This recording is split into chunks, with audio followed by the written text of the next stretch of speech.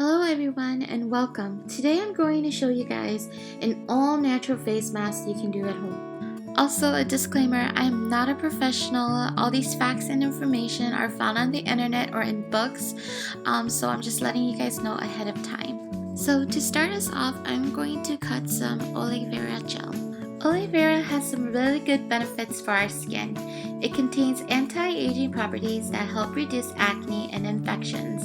It also soothes sunburns and inflammation in the skin. On to our blenders. I have jasmine rice on one side, aloe vera and raspberry on the other. Jasmine rice and raspberry also have really good anti-aging properties. Jasmine rice brings clarity to the skin. It also has brightening properties that leaves the skin feeling smooth and plump. Raspberry are nutritious and antioxidant, and it also prevents UV damages from the sun. Moving on to yogurt, it has properties to dissolve dead skin and tighten your pores. Of course, it also leaves your skin shimmery and smooth. Make sure that when you are blending your jasmine rice, it comes out to a powdery-like consistency. You still want the granules in there because that is what is going to keep your face mask together. And some freshly squeezed lemon juice.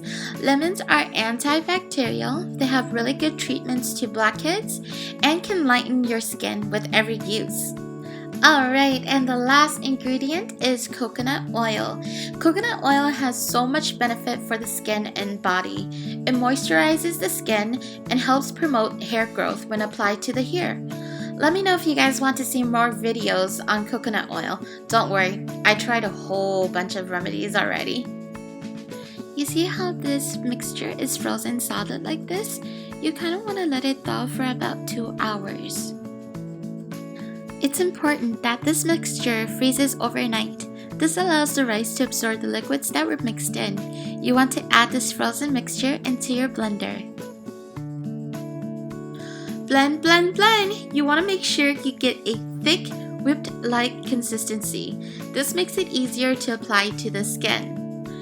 Now you want to leave this face mask on for about 5 to 10 minutes or until the face mask dries. You also want to moisturize your skin after rinsing the face mask off. Use lukewarm water or cool water to wash off the face mask. Now you can store this face mask in the refrigerator for 5 to about 2 weeks, I would say, or until the smell of the face mask starts changing. That's when you know that it's good to go. Thank you so much for tuning in. And if you happen to try this face mask, please let me know in the comments down below on how it went for you.